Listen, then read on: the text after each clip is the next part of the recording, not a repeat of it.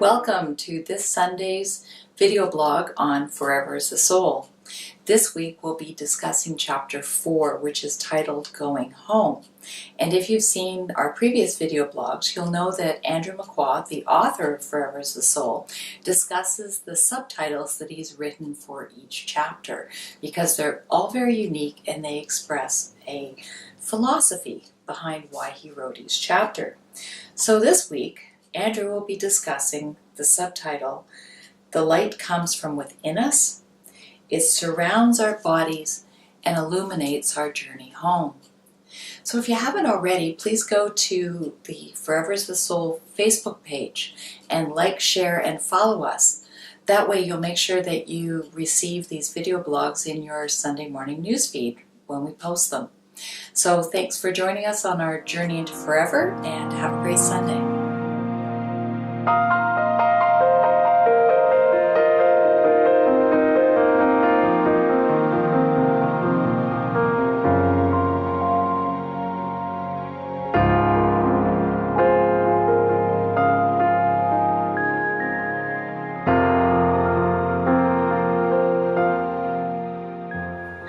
Happy Sunday, and thank you for coming along.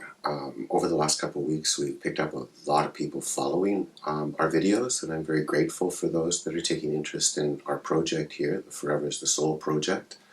Chapter 4, interesting chapter. I personally think they're all interesting chapters, but the subheading, the light comes from within us, and it surrounds our bodies and illuminates our way home. What does that mean? It illuminates our way home. The light comes from within us. It completely surrounds our bodies. When I was young, I'm not sure whether I've shared this or not, but I did a lot of intuitive readings for many years, from about 22 to into my early 30s. So it was about a 10, 11-year period where my whole life was based on reading energy fields, energy patterns. I have disclosed that I have a quirk in my eyes a little bit, that I'm completely blind in this eye. And I do think that there's sort of a compensation that takes place in the brain when a person has a handicap. And in my case, I think in order to interpret a three-dimensional world, my brain formed this sort of, I call it a grid, that lets me navigate and lets me understand depth. So it's almost as though my brain has taught me how to imagine depth. And in that process of imagining death, even when I was quite young, I began to understand or discern that people, it was almost like I was seeing double exposure. It was like I could see the physical form of a human being or a tree or a plant. A good example, and I'm sure some people can relate to this, is the heat rising off the road in the summertime. Sometimes you'll see that kind of vibration. It's there, it's what is that, and the brain will perceive it. And if you look up into a forest, a blue sky, for example, over the forest, you can often see, and most people can, I've been with lots and lots of people out hiking and in the forest, and we've talked about this sort of vibration, that with just relaxing and looking beyond the tree, not at the trees, but beyond the trees, you start to see sort of a vibration. So I don't really recall much life living that I've had when I wasn't tuned to energy frequencies. So when I say that the light comes from within us, I believe that, even if you look at it from a neurological perspective, all the interactivity that's taking place within our nervous system is producing an energy field. And I think that that is emitted out of our physical structure. If you get into Eastern philosophies, they talk about the chakra system. I spent years of my life reading, studying, and reading people, attuning to the chakra systems. And again, I think that these are all innate. I think all people can feel other people. We know when someone's hurt or uncomfortable or sad or, happy and joyful. So there's this feeling about what it is to be human that is...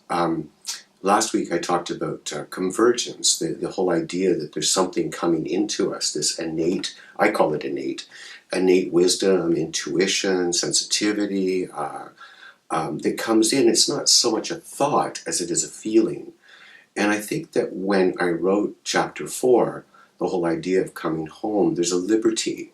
And I don't mean to sensationalize or idealize in any way the idea of death. To me, death is an ending of something in the beginning of something else. I once read tarot cards, and you'd pull the tarot card out, and the death card would come out, and oh, it's a death card, this is bad. And it's not bad. It's the end of something in the beginning of something else. So Obviously, I believe in reincarnation. Obviously, I believe in the evolution of the soul. I also parallel the evolution of the soul with human consciousness, and I do think we're at a point in our evolution as a species where we can support a higher frequency or a higher consciousness. I think the ancients at different times throughout history have tuned into and been able to work in coherence with another energy system other than just our left hemispheric patterning thoughts.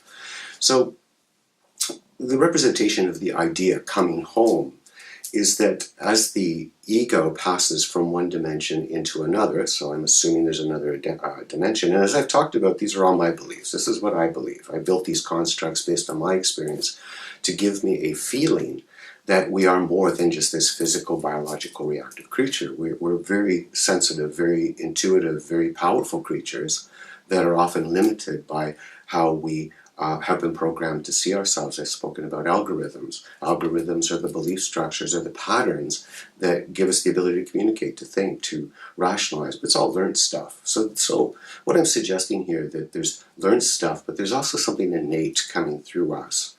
So when I look at light, and I take the word light, and I love it. The store I had in West Edmonton Mall years and years and years ago was called Lightworks, ESP readings, and I had a whole bunch of readers in there. It was kind of a cool place. We had a neat group of people that had all sort of committed to doing readings, not on tall, dark, handsome strangers coming into your life, more what's going on, what's innately true to you, and how are you, through your own behavior, compromising what you know to be true. And we all do it. We all compromise ourselves to some degree in relationships, in jobs, in raising our kids. Sometimes you want to wring their little necks and you know that's not right, so you don't do it. But so the whole idea of light, what is light? Light to me is love. Light to me is very positive. Light to me is spirit.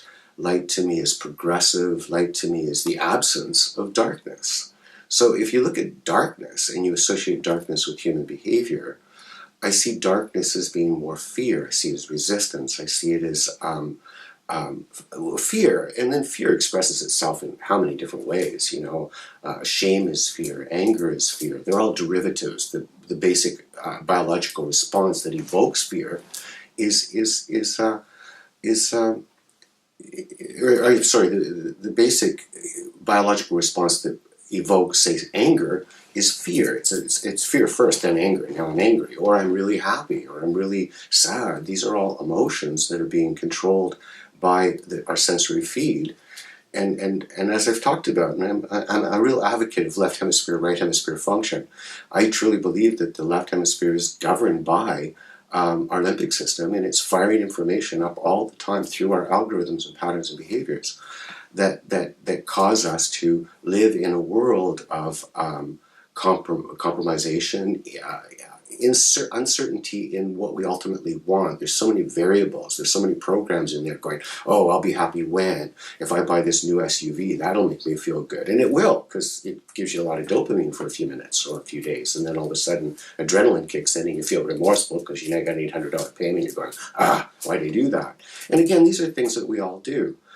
So by learning to go into light and at least building constructs out of your own algorithms to go, okay, there's light, I get what he's saying, there's something innate, I can feel something in me that says this is a better right than this one, this right is a byproduct of a thinking process, so I've basically talked myself into convincing myself that this action, deed, or whatever it is right.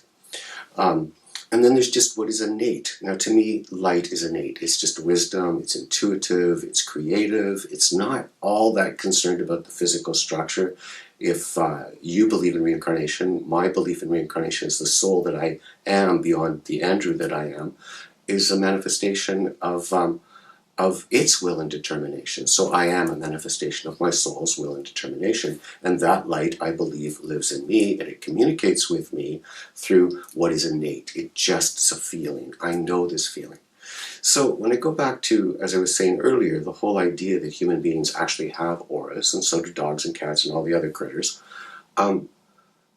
this energy field comes from within us. It connects us to something bigger than our own egocentricities, bigger than our own limbic system response. And it completely surrounds our body. Now when I say it illuminates our way home, I love that feeling. It illuminates our way home. It's something that once you tune into light, and you recognize that light is the opposite of fear, and you recognize that you have the intellectual capacity to build constructs within your brain that let you orientate your thoughts towards what is light as opposed to what is dark. And you begin to associate light with something innate within you. If you want, you can call it spirit. Then you begin to look at, okay, I get all the bibble babble that goes on in my brain, and I get the way in which I have often convinced myself to do this or to do that. But really, when I feel myself, I feel this sense of guidance. And it's not just coming from within me, it completely surrounds me. Now, this is where it gets interesting when you start to realize that you're much bigger than just this physical structure, and you're composed of both energy and matter. Then what begins to happen is your sense of self becomes bigger. Your sense of your own presence within the function of being human is bigger, it's more expansive. And that opens up a whole other feed. What I mean by that, another feed, energy to energy. So if I'm in your energy, I'm going to feel you, and you're going to feel me. If we walk into a busy store, shop, for example, and there's a scurry, big sale, and everybody's scurrying about, well, we get caught in that energy as well. So you start to become a little bit more attuned to outside influences as well that aren't just being processed by the limbic system, they're being processed by your own sensitivity and your own intuition. When I used to do readings, it was interesting because what I did is I'd sit very still for a few minutes with a person in front of me and just allow that person to kind of go into whatever they had to go through. Some people would get really nervous and, oh, what's he going to say? And, well, I hope I don't get the death card, all this kind of stuff. But I would often just take their hands and I'd hold their hands and just form a coherence between me and that person. And I'd watch their energy field until it settled. I could feel it. I could see it settling. I'm very visual. Some people are very, very sensitive. And I'm not suggesting that in order to understand what is innate in you, you have to be able to see, you have to be able to feel, and we all feel. So it's the ability to feel another person. So what I used to start readings with always was what I didn't feel before the person sat down. So if I'm feeling happy and I'm feeling balanced, I'm feeling ready to provide the service that I would provide as a reader of energy, I would embrace and allow whatever their feeling was to transpose into my energy field, which then I would begin to form ideas and concepts. Sometimes I get little visions and little images that would give me not so much give them the evidence that they needed. That's where the magic would happen. You have two children. I never knew where that came from, but my accuracy back in those days was really strong. And I just trusted what would come into me and into my feelings, which would convert to thoughts, and then I would feel two children, which would give them an evidence, and their energy would relax. They go, oh, okay, this guy's got something, I'm going to listen. And then I was able to do what I wanted to do. But what I'm really talking about here is coherence. Back to coherence, I talked about that last week. It's the ability to, first of all, be in coherence with yourself, and then secondly, to be able to recognize that you're bigger than self as you perceive self to be, and that we're always interacting with each other's energy. Conventional words would be like your circle of influence, who you hang around with. What are they thinking? What are they talking about? They're reinforcing to go to a church. They're going to reinforce the belief that they have of what their church is talking about, which is fine if that's what you want to do. So it's learning to understand that we're both energy and mass, that the energy field that we're all interacting in is just as strong as our sensory feeds as it goes through the limbic system. So when I look at going home and back to death again, and the light within you illuminates your pathway home, what I mean by that is that it starts at the very beginning, the moment you're conceived, the whole transition through utero into birth. That neurological system is being directed by what is innate within you, and it's pulling you on this journey, and it knows exactly where it's going. It's going to the end, or as we in human terms call death, which is really rebirth, if you believe in reincarnation and evolution.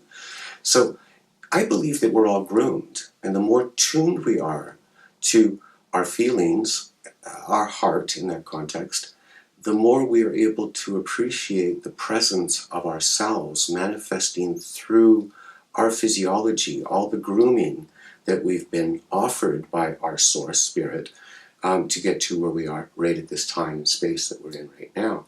So from moving forward, as you get more in tune with the innate aspects of yourself, the whole idea of life and death, going home, is just part of the journey. So you learn to just move with it, which then dissipates a lot of the more mortal fears about health and well-being and the stresses that these emotions create. Fear is a powerful generator of emotions that often block and shut us down. So those are my thoughts on chapter 4. Going home, follow the light within you. It will illuminate your journey and dissipate some of your resistance to just everyday life, assuming you have resistance. Some people don't. Thanks for coming along on the Forever's journey. Enjoy your day. So Andrew, during this video you have alluded to the fact that going home means death and the end of one's life. Can I go home and find that place, that centered place, that connection with my soul while I'm still alive? Absolutely. I love the term, and I've used it a lot. I think I mentioned it in one of the other videos when I was really quite compressed with some neurological problems I was having. My affirmation to myself was I'm not my brain and body, I am my mind and soul. And I can use my mind and soul to evoke into the physical enough stability that at least I can write a book or do something. The other affirmation that I used often for myself while writing the book, because I really wasn't sure where some of it was coming from, I'd say to die without dying. Okay, so my physiology is compressed, my consciousness is being what it is under the influence of a compressed physiological structure, but I kept getting this window, and it was through the window I would look in order to write.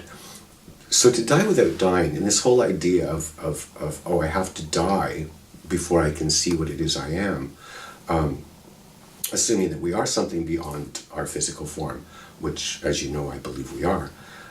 So to die without dying is sort of, well, I think I talked about it last week, the whole idea of pacification of the limbic system, to go more passive, to go into more the innate wisdom that exists within all of us and learn to navigate through a feeling as opposed to the repetitious, inconsistent thoughts that we often have. I think that we can go home without dying. We can evolve this neurological system that's capable of supporting, I hate the term higher frequency consciousness or lower, it's to the right or it's to the left, just consciousness that's a little bit more liberated from the tyranny of the algorithmic responses that dominate the algorithmic responses that dominate us through our own egocentricities. So to me, consciousness is a shared experience. I think I said that before. Andrew's just a small aspect of the totality. I don't have to die to know my soul. I'm happy knowing my soul right now, and I trust, as I said before, grooming. I'm being groomed every day, every week, every month as I focus more and more at the light that I feel is being emitted through my body, completely surrounding me. It's what's going to lead me through the rest of this lifetime, and I can take this knowledge, this feeling, and move forward with it into whatever's next. So I hope that answers the question for you. But yes, you can die without dying, and open your heart and feel an amazing consciousness come through you, and understand that that amazing consciousness is somewhat different than what you normally think, but it is yours. Wonderful, thank you. Okay.